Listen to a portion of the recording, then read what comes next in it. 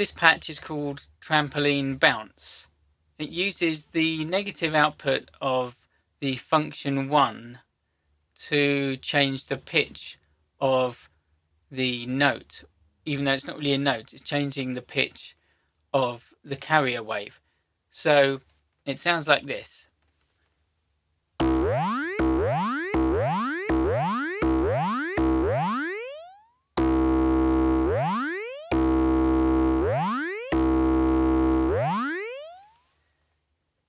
As you can tell, it's not actually playing different notes.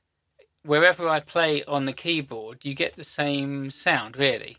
That's because the pitch of the note is being overridden by the output of the function 1 wave.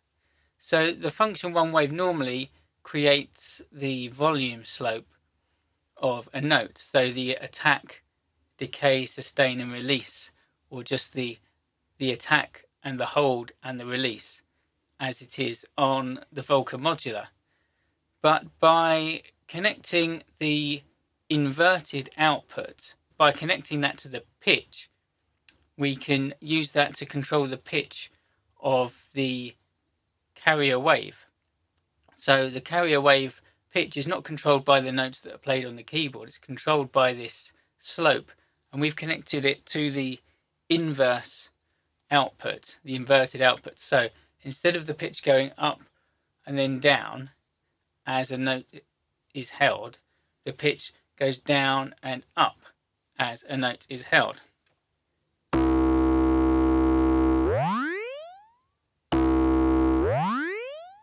And if we change the attack and release settings of function 1, then the length or the time of that kind of bounce will change like this.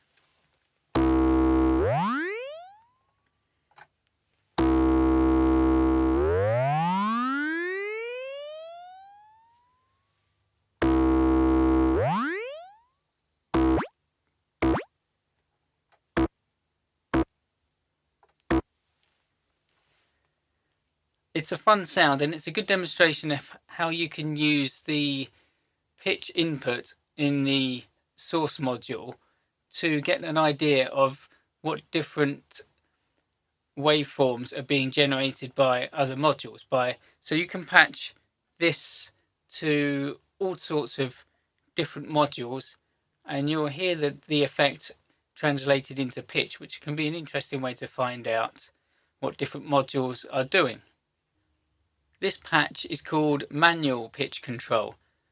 Similarly to the Trampoline Bounce patch that we just looked at, this uses part of the Volca Modular to control the pitch of the main carrier oscillator, so the main sound that we hear. In this case, it's using the utility section. Now, the utility section will generate a constant level according to the position of the C knob, and it will output this from the A plus B times C output when there's nothing connected to B. So if we turn the C knob with these settings, then that constant pitch that's output from the utility module will fall or rise depending on the position of the C knob. So as we turn the C knob, the pitch of the sound we hear will rise or fall like this.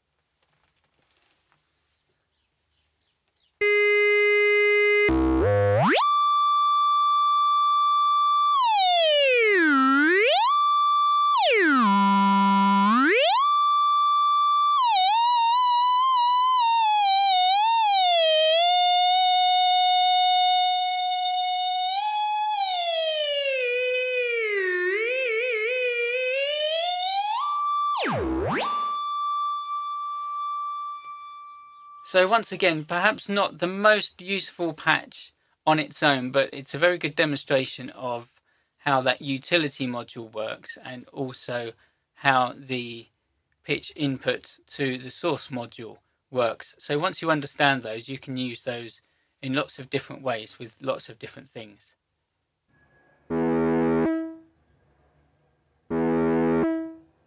This patch is called two-tone Hooter. It's a simple example that shows how the function 1 end trigger signal can be used to make any parameter jump up to a high level as a note reaches the end of the hold phase and enters the release phase. So as you release the note, a trigger signal is sent, which can either start an event or it can just make the value of something jump up to a higher level. Here, that is going to make the fold amount jump up to a higher level when we release the key. And the effect of that sound is like this.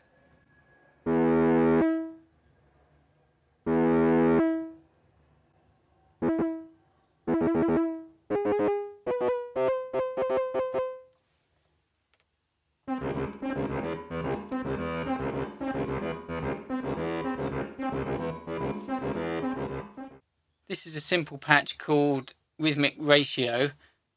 It's an example of how you can change the ratio setting with another module. In this case, I'm using the sequences gate out section to change the ratio setting to a high level on every fourth step.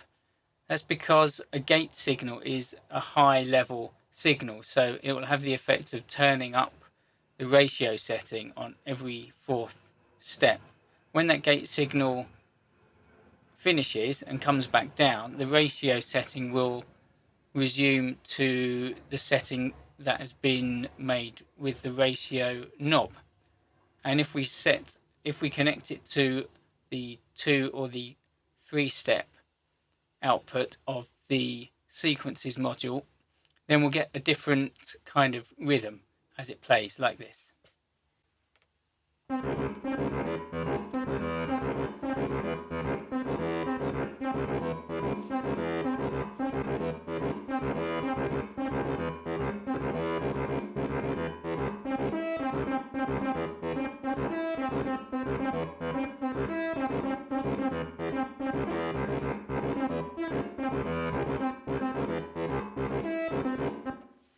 This sound is called source fold throb.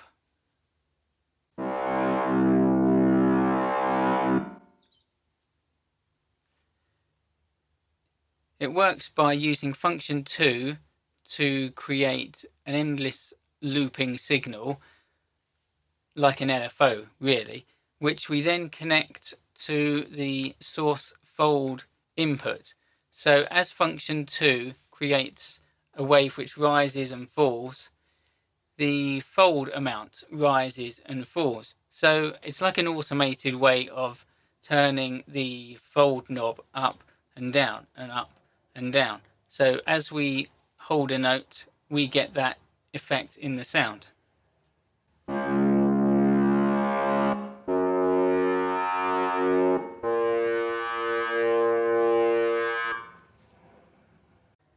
This is one that I call Space Oboe.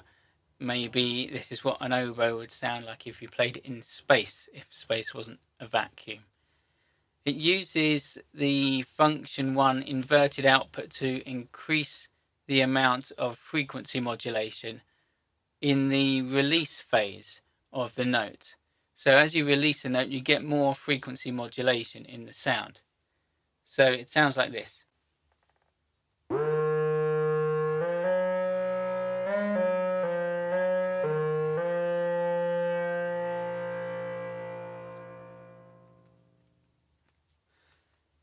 And you can tweak this sound in lots of ways. One way you might want to do that is by adjusting the ratio amount, which is connected to the frequency modulation effect.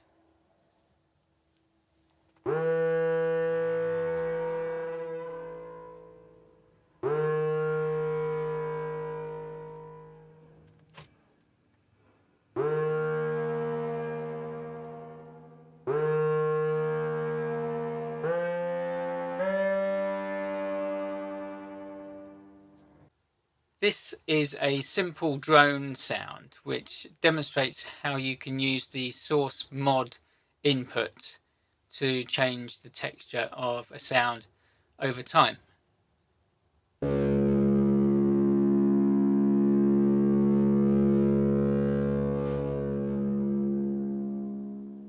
In this example, I'm using the function 2 to create a type of LFO wave, a low frequency oscillator wave. And this is causing the amount of modulation or frequency modulation in the carrier wave to rise and fall. So that's why we get that change, that subtle change in the sound as it plays.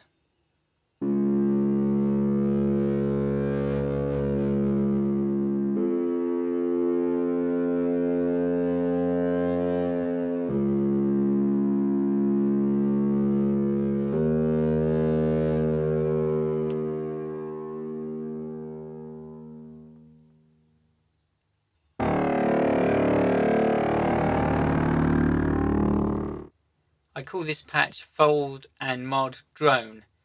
It builds on the previous patch by adding some extra modulation to the fold parameter. Here that's coming once again from the function 2 LFO wave cycle, but we're using the inverted output of function 2, and I've increased the amount of fold using the fold knob, and I've stepped down an octave, so we get this very rich, deep drone sound like this.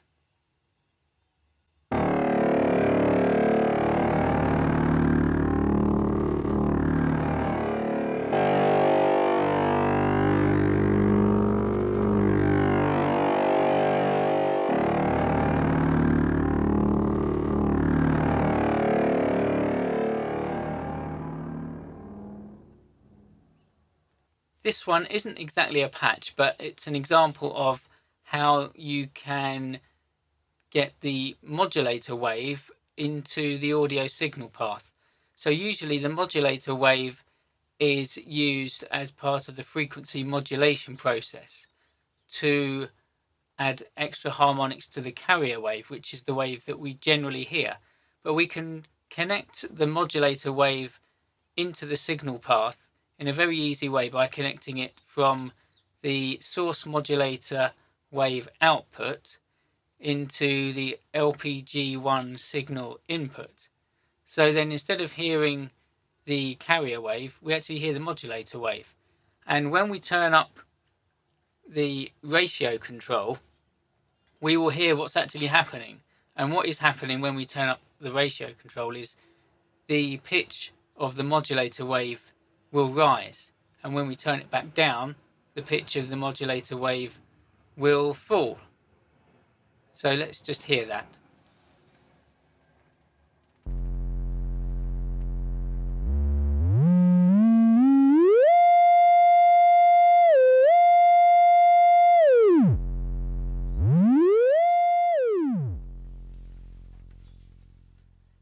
So that's just a quick demonstration of what's actually happening with the modulator wave, and we can use that as a very low frequency audible wave for basses and kick drums and sounds like that.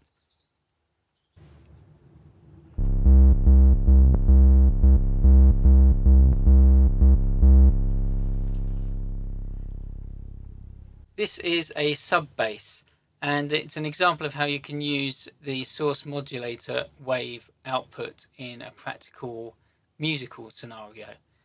So we've isolated just this sound by connecting it to LPG2. So the modulator wave goes to the LPG2 signal input, and it gets a volume signal from the function 1 positive output. So it gets the regular attack, sustain and release envelope, and we've taken down the volume of the carrier wave by reducing the level of the LPG1 cutoff knob. And with the ratio knob at the minimum setting, the modulator wave will be at a very low octave. So we get a very low frequency sine wave, and it can sound like this.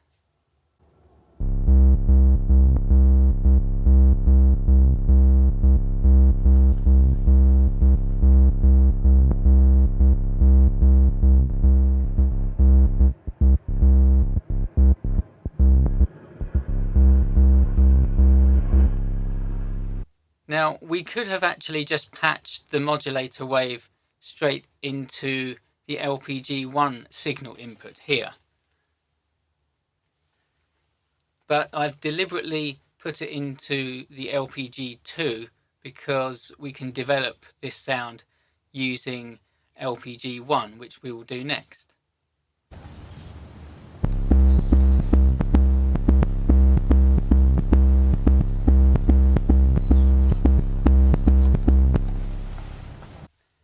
This is an enhanced sub-bass sound, so it's based on the previous sound where we're using the modulator wave to create most of the low frequency content. But we're introducing the carrier wave just at the start of the sound, which can add some higher frequency content, which will help the sound to come through in a mix and on different speaker systems.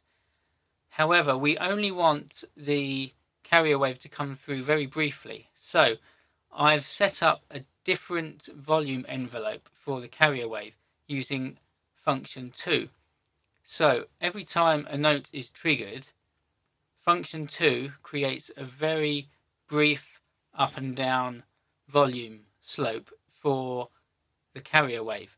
So function 2 is sent to the LPG1 level input, and the sequences gate output is sent to the function 2 trigger input. And I've also increased the level of the LPG1 cutoff knob, which increases the overall volume of LPG1. If that was at 0, we still wouldn't hear anything.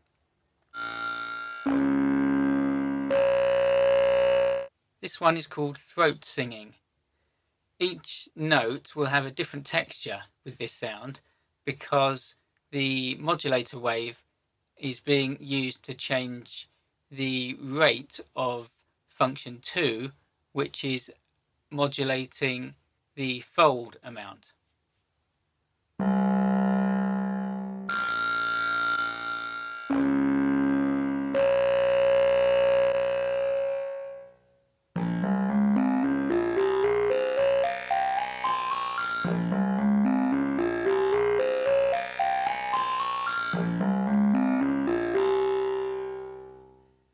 Because the modulator wave is always linked to the notes that you're playing on the keyboard, that will mean that the rate here of the function 2 LFO will change depending on the note. So when you play a higher note, function 2 will generate a higher frequency wave, which will cause the amount of fold to change at a higher rate. And when you play a low note,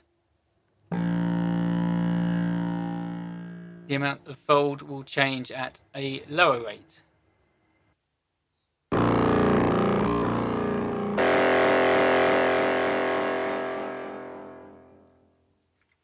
Echo Fuzz.